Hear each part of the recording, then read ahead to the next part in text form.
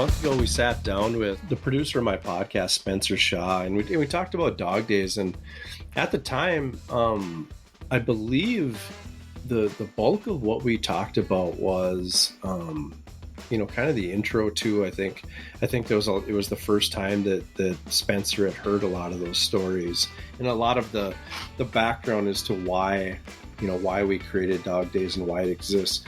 So it was a great conversation. It was a good podcast, but unfortunately the audio didn't work. So we're going to re-record part of that today. But it's going to be a little different because Spencer now has that background. He's able to kind of to dig in on some things, and we've talked about it already to some degree. So I'm excited to bring Spencer back in. We're going to talk about DogDayz. We're going to talk about some of the stories, and here we go. Listen in, and then as always, we appreciate you guys listening. And if you have any questions about DogDayz, or you have a brand, or even a mascot or a landmark or something it is that you'd like to see brought back to life and resurrected, check us out at DogDayzApparel.com. So here we go. Okay, and welcome to another episode of Brand Retro. Today I got my producer Spencer on, and we're going to talk a little bit about DogDayz Apparel, a little bit deeper, a little bit more extended version than we recently recorded, but we'll kind of start there and we'll kind of see what we can flesh out about the brand and how it connects back to the Brand Retro mindset. It's kind of interesting, and Mike, thanks for having me on. As a producer of a podcast network, I get to listen to a lot of different stories. So all day long, I'm hearing stories. There's a lot of stories that have information, and there's stories that have emotion to it. And there are only a few that actually stick with people. And when you and I got to talk about DogDayz and talk about what you were doing in a small community and how it has this ripple effect, I remember our conversation was, this needs to be recorded and shared. And so I think what we can do in this conversation is really pull out some of that context. So first, will you set the stage and help people understand why this was created? And then we're going to start to extract the actual stories and the bits and pieces of it. Okay. Yeah. The idea of DogDayz and why it was created, to be honest, was not really a profound idea. It was just one of those things that as a graphic artist, as a creative, I wanted to create t-shirts and just do something fun. And as I went down that road and that journey started to kind of develop, all of a sudden it was like, man, wouldn't it be cool if I did this retro t-shirt from my hometown? And wouldn't it be cool if, and the idea started to snowball into this concept of kind of reviving and recreating these logos, these mascots, and these different things from these small towns where, whether it was school consolidation or open enrollment or whatever it was, where these things had essentially disappeared and they were kind of lost in time, lost in history. So when I kind of set out to start the first design, the first one I did was for my hometown, which was Twin Valley, Minnesota. And when I did that first one, I don't want to say I wasn't confident about it, but I kind of wanted to see if people had the same appreciation for the idea that I did. So I created that first one as kind of just a one-off demo kind of thing. And I wore it back to my town festival, my summer town festival. So I had a, green and white Twin Valley Tigers t-shirt on. I wore it back to the town festival just to see if I'd get any reaction of it. I didn't point it out. I didn't mention it to people, but throughout that 4 or 5 hour period, from going to the car show and up to the bar afterwards to talk with friends and whatever, I had over 35 people make mention of that shirt, either pointing it out, asking where I got it. Hey, is that an original retro shirt? Some people thought I bought it at American Eagle or whatever the case was. And I just wanted to see, right? And I can honestly say that out of all the times I've ever been out at a bar or went back home, I can't remember a time where 2 people have asked me about the shirt I'm wearing, much less 35. So that was kind of my test to see just if people liked the idea and whether or not that retro look resonated. It was kind of strange. You mentioned something that was really subtle, and I want to kind of extract and pause on this for a sec, which is they asked you if that was, a shirt that you happen to find, like, let's say in an old box, like, man, did you find this in an attic? Which means that the design of it and the aesthetic and the emotion of it was from a prior decades, but like it was brought to life real time. So how did you do that? All the designs, it's I don't even I honestly can't even tell you how I did it. But how it's done is we try to design everything with the retro look and feel. So there's a very kind of a retro recipe or retro aesthetic that goes into making the graphic, the logo, the mascot, whatever it is, look like it was from that time when, I mean, logos weren't a thing really back in the 70s, 80s, 90s. Like, it was a very pared down version. I think I've told you this part before, but like when we used to choose logos for our schools and do signage and different things, there was a Jostens rep that came around with like this huge book of clip art, and you would flip through it and you'd find your tiger or your lion or whatever, your Spartan or whatever it was that was your mascot, and you'd literally just cut it out, and then with overhead projectors or however else you tried to replicate it wherever you were trying to put it, that's how you did it. Like, so in today's day and age, everybody's got EPS files, vector files, pings. I mean, you can Google any logo you want and pretty much find an image. But back then, nothing existed. So when we were designing this first round, or especially that first Twin Valley Tigers one, I had to kind of remember what it looked like back then, or how do I make this thing as retro as humanly possible? Because my idea is I don't want to do better than it was. I want to replicate what it was. I want it to look old. I want it to look weathered. So between just the overall research and the appreciation for where design was at that time, we put like a retro filter on it to kind of give it a corrosion look. But it's really about just kind of rewinding your brain back to that time and trying not to get too fancy with it. Hmm. So what I see a lot is this. Sometimes creatives, business owners, projects, whatever you want to hear it, they knock it out of the park one time and that's it. And there's never an encore. For some reason, you've created a couple encores. So let's hear. There's a couple of stories that really piqued my interest. One is about a diner, and the other is pinup girls. Which one do you want Yeah. to jump into? Let's do the pinup girls one, because that one's a little closer to myself. So in Twin Valley, there's a little garage.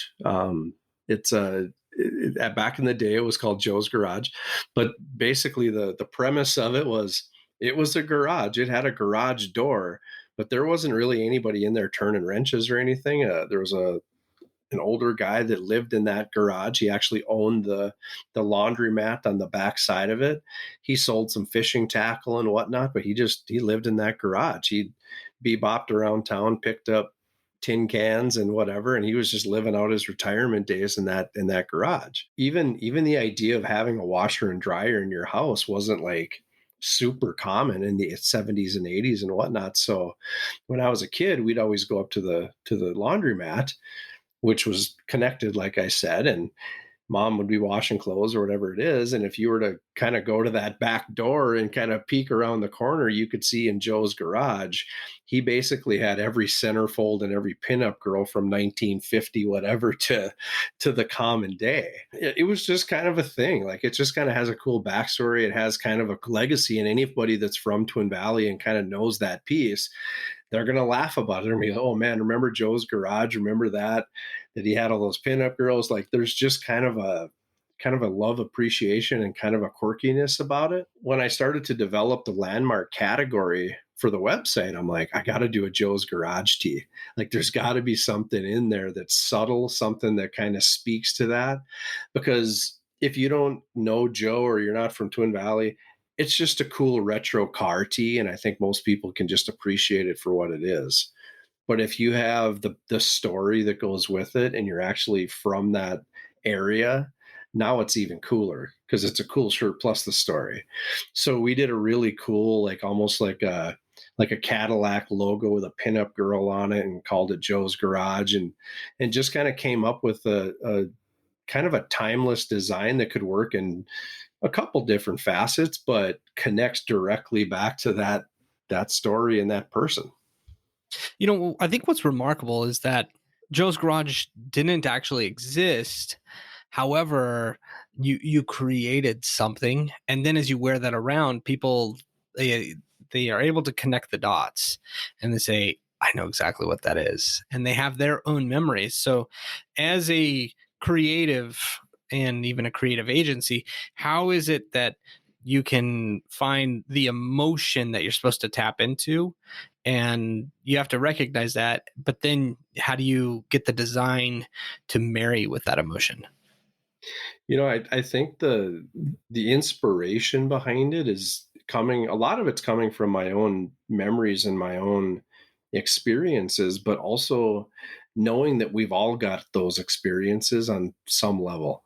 We all have a hometown, we all have a place we used to hang out, we all have a memory, we all have people that we've met in our lives that left some kind of an impression, something like that. And I'm playing off that idea using my own memories for now because it's just a good, safe place to start. But then just trying to make sure there's enough elements there where it could be cool and stand alone if it needed to. But then if you know the story, even if you don't know the person, it's even better. Like if we have time, I'll give you one more example. I had a friend who in high school, we used to ride BMX bikes and do all this different stuff together. And we started to turn 15, 16, 17 years old. We spent a lot of time working on cars and specifically working on his car. So he had a 1970 Mustang. It was just a regular coupe, but it was a sweet car, super nice car. And his dad had a body shop, and he was kind of in and out of the body shop world, but they called it Oak Ridge Body Shop. Well, when I got to be, I would have been about 19, that friend of mine died in a car accident. So that was one of the shirts too, that when I started to think about how I want to do the landmark tees, I'm like, I got to do an Oak Ridge Body Shop tee. And then I got to put that 70 Mustang in the design. So we did an Oak Ridge Body Shop tee for the friend of mine that passed. It's got the barn and just it actually looks like the old barn we used to work on the cars with, but then worked that 1970 Mustang design in there. So for the car guy, for the gearheads, it's just a cool car tee. It kind of means nothing. But for those people who know the story, who knew my friend and kind of have a connection to it, now it's super cool because it's something that never existed. It's actually kind of extracting that memory and actually giving it existence. Because Oak Ridge Body Shop never had a logo, it never had a brand, it never had a connection to that car, it never had. So for me, it's like I'm resurrecting it, but also giving it an identity that could live on forever now. So I got to pull in one last story with you. You created a t-shirt that actually helped a family, that went to their medical bills. It went to getting them afloat. And you did this not even to make a dime. So why? And tell us the story. Bring us up to speed. Actually, it happened, I don't want to say by accident, but the tea was created around, there was an Amoco station in Twin Valley and it was called Dale Standard. And Dale, the owner, was just a very funny, very charismatic guy, but he was a big burly man. He had a huge beard and kind of looked like a big biker type dude and super, super funny. He was really clever with his comebacks and just his sarcasm. Like he actually did like these series of mugs one time. I mean, it's probably the only time he ever tried to do any branding ever, but he did these mugs that said with a service where service with a smile is just down the road. And the joke was is that there was a Cenex down the road. So if you want service with a smile, you should go there.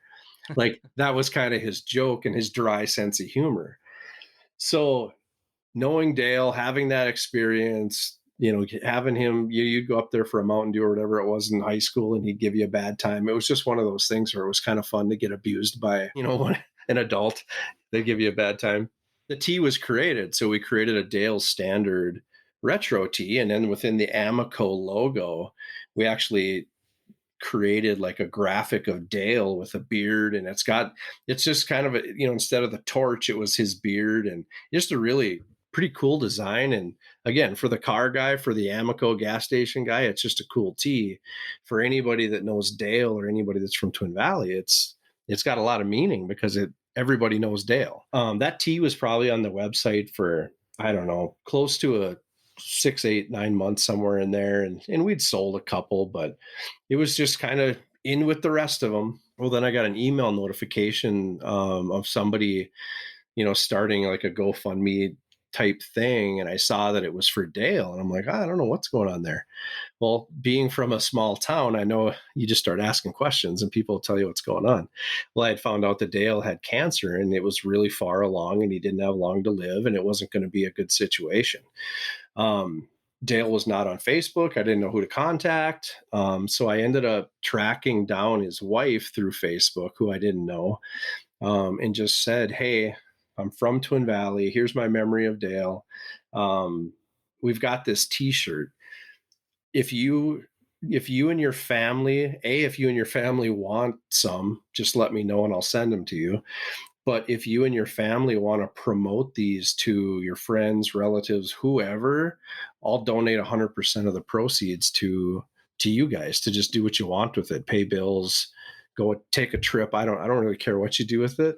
Just make some money with it so you guys can offset some of the expense of what's going on and make these last days good. So for about a month, I mean, he didn't last much longer than that, but it was about 4 to 5 weeks. Man, I just sold the heck out of those shirts. And it was fun because I didn't really care about selling them as much as I did kind of the engagement that was coming off of it. So watching people, share it, comment, just, everybody wanted these shirts because they knew the purpose behind it. They knew it was for Dale and they knew it was a way that they could generate some goodwill for the family. That was just awesome. So it was like 5 weeks of just kind of watching it do exactly what I wanted it to do. And it was fun. It was all the reward and it was the whole, I mean, it's a small example, but it's the whole reason why DogDayz was created. Man, hearing the story about DogDayz and the real reason about it, what you did to me is I started to think of stories from my childhood, stuff that I haven't thought about in decades. And it takes wonderful design and intention and thought and story to connect all of that together. And I think that listeners are going to be able to hear stories and relate them back to their lives. And wearing a certain piece of apparel actually has some meaning, and you created that context. So this totally this blew my mind what we're talking about today. So thank you. Yeah. One last thing is I just think it's interesting how we wear, like I wear, I wear clothes every day, surprise, but I wear whatever I wear every day. Nobody says anything. I mean, it's not a point of conversation. But I've definitely noticed when and in those situations with DogDayz Apparel, when it carries a memory and it carries a relevance and it carries and like a truth to it, it's interesting to watch those conversations kind of come from that over a t-shirt. I mean, I didn't invent retro t-shirts. It's something everybody's got, probably 10 of them. But it's kind of cool when it's a DogDayz shirt and there's a story that kind of comes out of it. Like even, the people who are still wearing the Dale Standard t-shirts, even after he's gone, there's stories being generated because of a t-shirt.